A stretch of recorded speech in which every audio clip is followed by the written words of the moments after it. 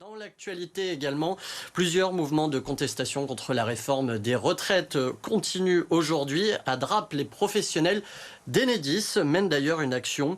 Ils ont coupé le réseau électrique interconnecté avec l'Italie, qui servait justement à compenser le manque sur le réseau français. Des salariés déterminés à déployer la méthode forte pour se faire entendre. Les précisions de Benoît Ruiz. Nouvelle journée, nouvelle action, 20 ans que cette ligne n'avait pas été coupée, une ligne de 220 000 volts effectivement qui vient d'Italie, on l'appelle la ligne interconnectée, on peut importer par exemple chaque jour 200 mégawattheures. L'objectif est clair pour les syndicats, mettre en tension le réseau électrique avec l'arrêt de nombreuses centrales à travers tout le pays. On manque d'électricité, donc EDF doit importer cette électricité, mais au prix fort sur le marché européen. Des actions de plus en plus fortes. Aujourd'hui, les personnes, les agents qui ont coupé cette ligne se mettent dans l'illégalité la plus totale. Elles n'ont pas le droit. D'autres actions sont prévues, elles aussi, dans les prochains jours, notamment à Monaco. Écoutez Patrick Santo de la CGT Énergie au micro d'Olivier Gouix.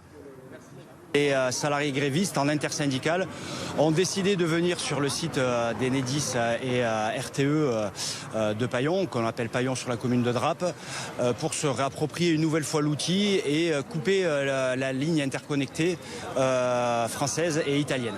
Rien du tout, Nakash, Wellou, il n'y a rien qui pourra transiter par cette ligne aujourd'hui de Camporosso. Ça fait 4 ans, 5 ans que j'alerte le renseignement, que j'alerte la préfecture.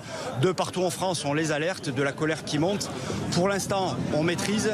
Maintenant, attention, si on se reprend un doigt d'honneur ou un bras d'honneur de la part du gouvernement, il est fort possible que l'on ne puisse plus rien maîtriser. Alors, petite précision pour compléter ce que dit Patrick Santo, Monaco pourrait subir des coupures de courant dans les prochains jours réalisées de plusieurs sites ici dans les Alpes-Maritimes, parce que d'ici on peut couper l'électricité qui sert pour la principauté. Donc voilà peut-être les prochaines actions. En tout cas, de nombreux secteurs sont en grève, comme les éboueurs à Antibes ou alors les cheminots. Et les secteurs se multiplient ici. Les syndicats ont terminé galvanisés par un chant qui a été repris par tous les agents. Il disait ce chant: Emmanuel Macron, si tu continues, on ira couper l'électricité chez toi.